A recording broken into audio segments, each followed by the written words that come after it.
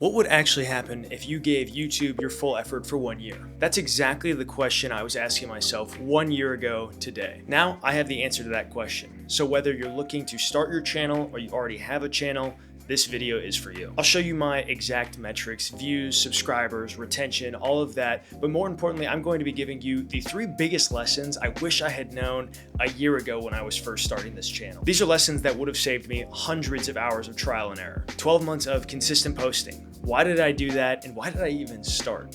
Well, I'll give you the answer to why did I start. I really was looking for a hobby. I wanted something that was creative and challenging to do. YouTube was always one of those things that when I watched it as a kid, it looked like so much fun and very creative, where people could upload anything about themselves and they could build an audience around it. So you know why I started. Now let's go over to my YouTube dashboard so I can show you the journey month by month. All right, guys, we are over on my YouTube channel dashboard. I'm sure many of you guys have seen this interface before.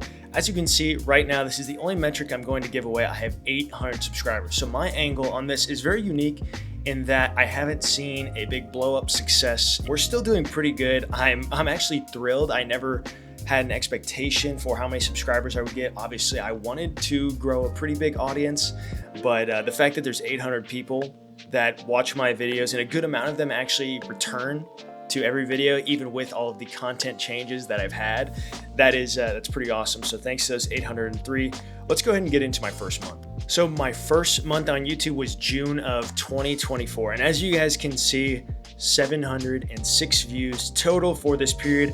I uploaded my first video, which was about the stock market.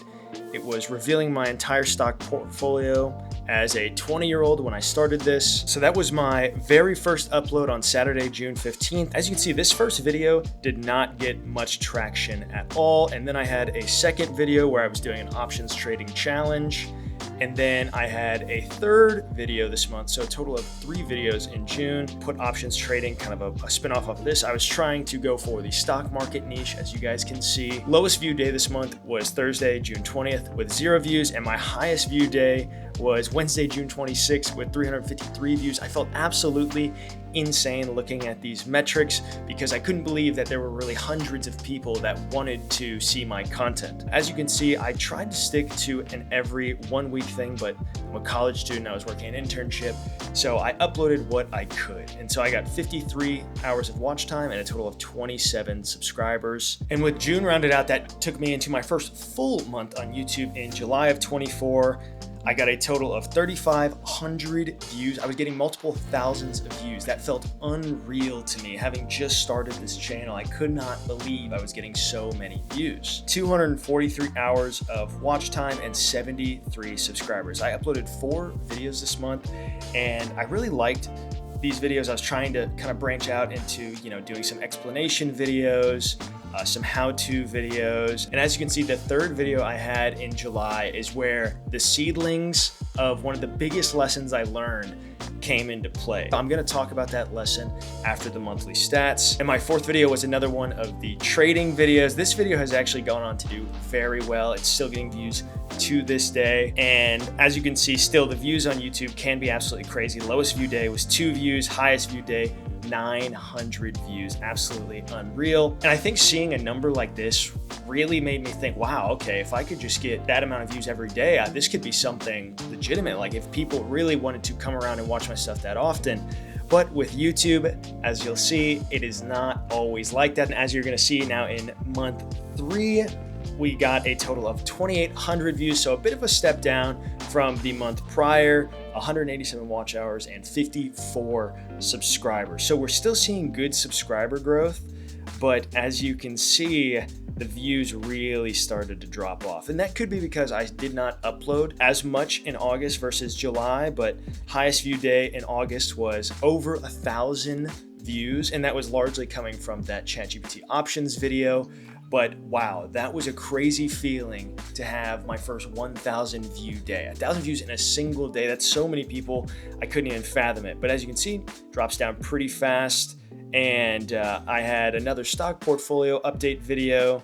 I decided to then, this is again where that problem comes in, you're gonna see this a lot. I decided to go out into books when I didn't even really have an audience. But my idea in memory was that I wanted to branch out into other stuff because I could already see that uploading just stock market content was not going to be sustainable for something that I really wanted to be a hobby. Lowest view day, as you can see, a lot of low view days. It's not even really worth picking out one. I guess you could call for the end of August ending on a low point at one singular view. Final video in August was an Etsy store video. I tried to go a little bit back towards the money content after this video got 0 views basically. Getting into September here, you're gonna see something very exciting. You're gonna see a turn. And as you can see, I uploaded way more in September. I uploaded 5 videos in September. I uploaded so many short form videos, 10 shorts totaled, which is one for every 3 days. As you can see, it paid off. I got over 10,000 views. I got about 200 hours of watch time, and I got 72 subscribers. And here's what I will say. If you can leverage your long form by chopping it up into short form videos, I think that is one of the best ways to grow. When I started on YouTube the first couple months, I was so dead set on, no, I don't want to upload shorts. I don't like short form content, but it is the reality of creating content. That is where so many of your potential viewers are.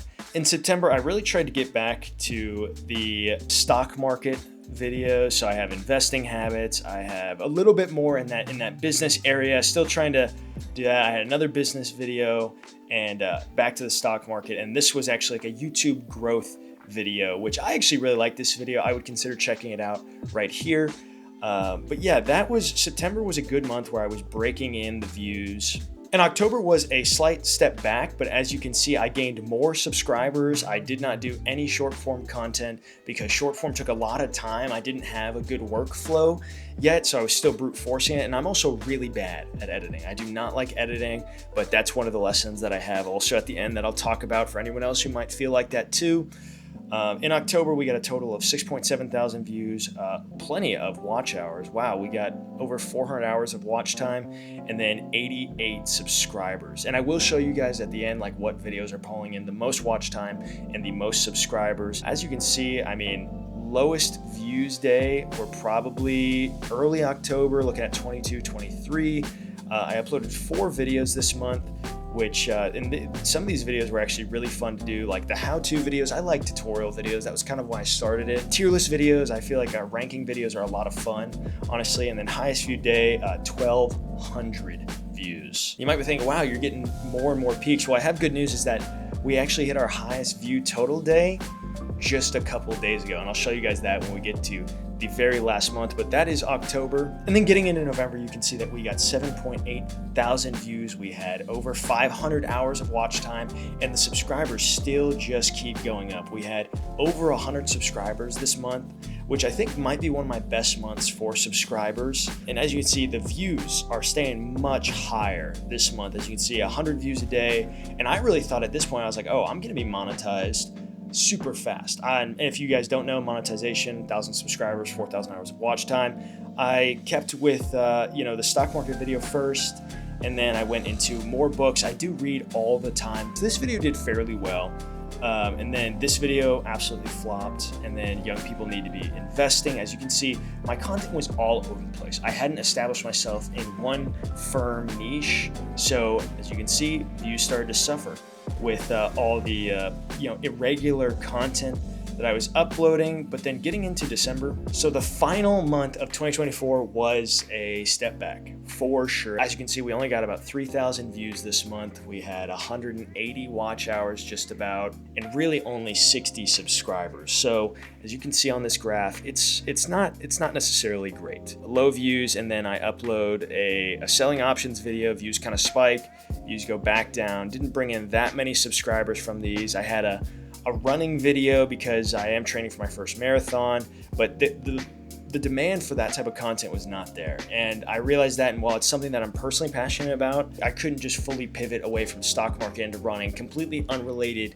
niches. And so I think I confused the YouTube algorithm a lot my first year with not having a standard niche to be in. But then, yeah, this is another YouTube growth one, actually the prequel to this one essentially, or I guess this is technically the sequel, but that is a good video too. It goes a little more in depth on all the things that we had learned. And then we get into the new year. And as you can see, I took almost this entire month off. I got just under 6,000 views, 288 watch hours, and over 100 subscribers still. So this month, as you can see, we hit a new view record on January 1st, which felt cool, but I wanted to really take time to reassess where I was at and what type of content I wanted to upload. So I took this entire month, which I would highly recommend to anybody who thinks their content might not be working or they can't find a defined vision for what they want their channel to be. As you can see, views were still going, and I thought it was really cool that I was getting all these subscribers and I was still getting views when I hadn't uploaded at all. And that is one of the cool things about the digital assets of a YouTube video, is that they still get pushed. I only uploaded one video in all of January, and as you can see, it was going more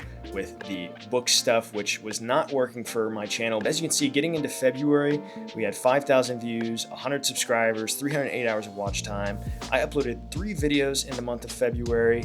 Again, really doubling down on the book stuff, and then drop shipping. I knew these videos went well, so I wanted to see if I could do something that was trendy with the algorithm, and it did do well, which I'll get into in my top 5. Then I had a follow-up to that video, and I actually did like the drop shipping stuff, but I felt like it was too samey as everyone else. I felt like I wasn't providing much difference. But yeah, February was a solid month of about 5,000 views. In March, I believe, is when we take a pretty steep dive in subscribers, yes. So as you can see, views for March were 2.6 thousand, 120 hours of watch time.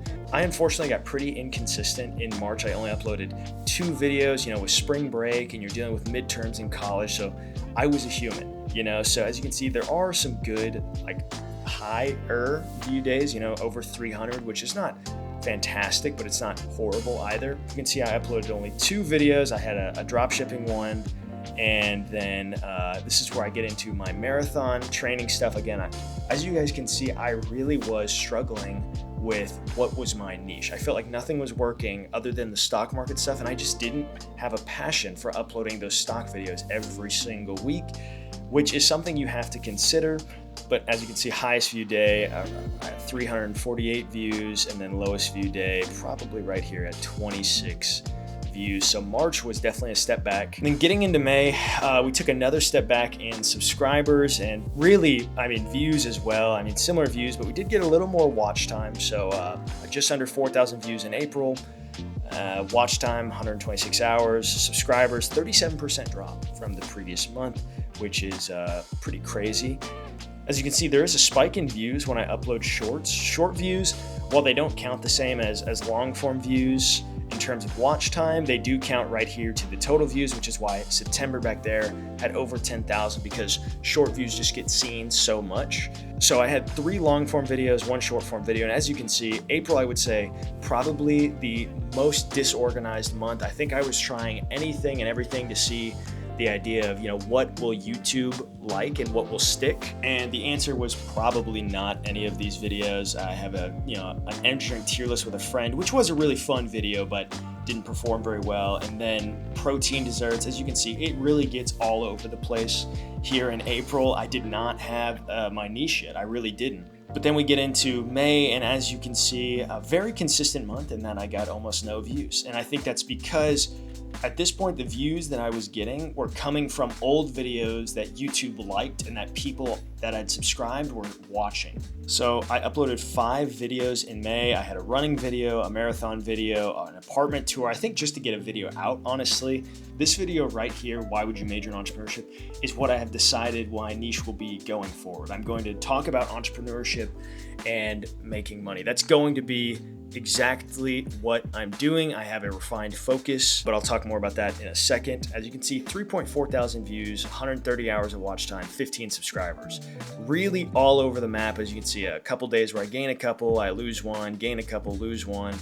I'm just stagnant, honestly, on the subscribers because I was uploading videos that people didn't know, what I was going to be uploading next, and that's not good for YouTube. So highest view day, I did break 1,000 this month, and it's largely because of that short form content. But overall, May was a month where I felt like I was actually starting to get some good stuff going. And obviously this was only 2 weeks ago at this point, but I feel like these videos that I'm going into have started to gain more traction. I'm starting to slowly get subscribers and build up an audience that knows exactly what I'm going to be offering, which is entrepreneurship. And getting into my most up-to-date metrics, we're looking at June. And as you can see, June is looking pretty good so far.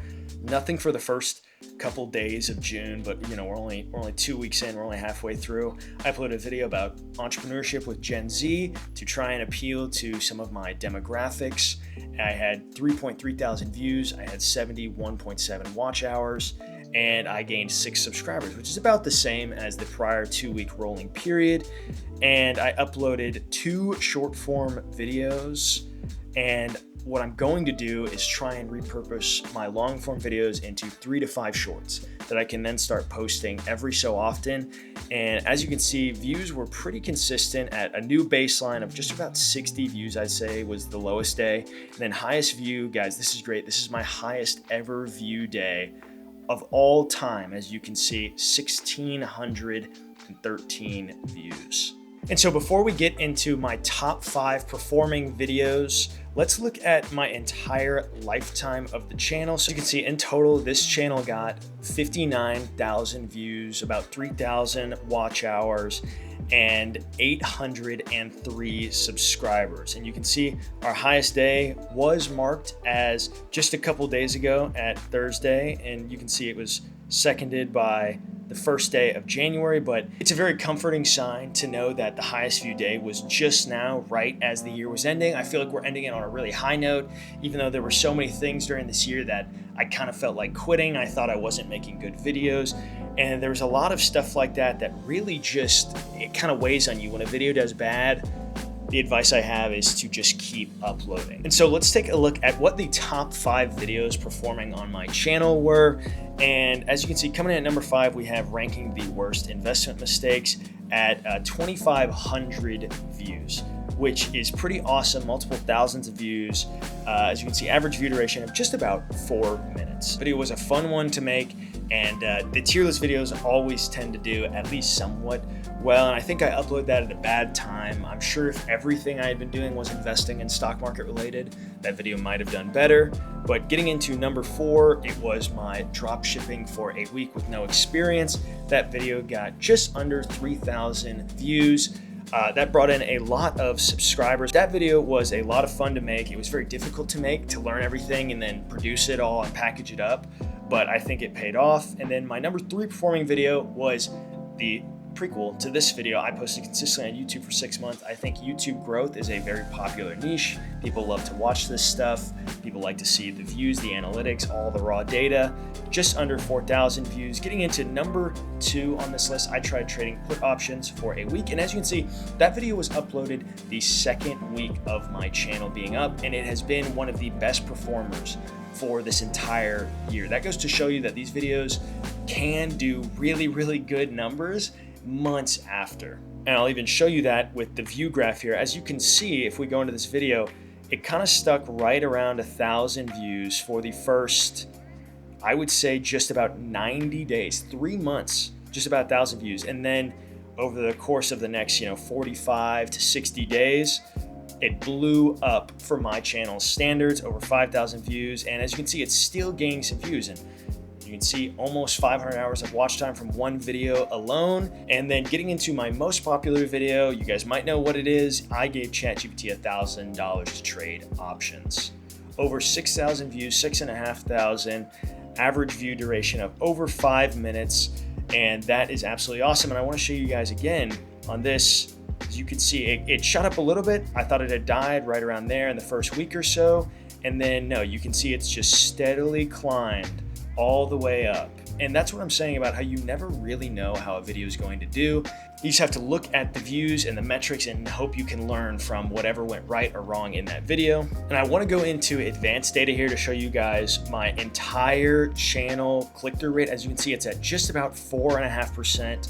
With some of my best videos, as you can see, this ChatGPT video, which is my best one, very high click-through rate. High click-through rate is very important for a successful video. And I want to point out that this one video is responsible for 11% of my views, 20% of my watch hours, and 7% of my subscribers. So what's the lesson there? Keep uploading. But here's the truth. The numbers were cool, but they don't show you the full picture. It was the lessons I learned from these numbers that paint the picture. Lesson number 1, I've mentioned it in this video, you need to pick a niche. And if you switch niches, you need to switch completely. Otherwise, you get caught in the middle with what I was doing with uploading a stock market video, and then a dropshipping video, and then a book video, and then a running video, where you have all these different types of videos. And not to say you can't be a personality creator on YouTube anymore, it is much harder because the market is so saturated with people who upload just about their lives. You're gonna find better success with appealing to a niche audience. Early on, I was great at doing this. I should have listened to my own advice and realized sooner, but you never really know until you're in it. So that's why I'm making this video, so you guys can see what it looks like when you kind of stray off. Maybe some of you are doing this right now. But the results of sticking in that stock market niche, I was seeing growth. I was seeing a lot of really consistent views. Everything was on the up. But if I knew that picking a niche was important, then why would I switch? Well, to be honest, there is a factor of humanity about it, where I was feeling stressed trying to upload every single week, and I realized I wasn't actually having fun uploading videos, like doing stock market challenges and talking about my portfolio. I just felt like it wasn't me, and I think people knew that too. So that has been, with talking about entrepreneurship, that's what I'm passionate about. That's what I could talk about all day, and I decided that that's a good place to start. So for picking your niche, that's the only advice I have for you. Pick things you're passionate about, that you think you can actually talk about and that you know more about than other people. So I had a confused audience with making all those videos, and that's a big problem. But it's not the only problem I was having. The second lesson I learned is that metrics really do matter. That average view duration percentage and your click-through rate are incredibly important. How long, on average, a person who clicks on your video watches is extremely important to whether or not YouTube is going to send that video. I'm not saying that you have to make something that's algorithmically perfect. I don't think you have to do all of the crazy editing that many people do. I think that trend is kind of overblown now. I think people want authenticity, especially in the age of everything being AI and there's all sorts of automated content everywhere online. I think people now more than ever are looking for real people they can talk to about real concepts, because there's so much garbage online that people are tired of it. And your click-through rate, optimizing every video, like you want to test thumbnails, I make 5 to 6 different variations of thumbnails,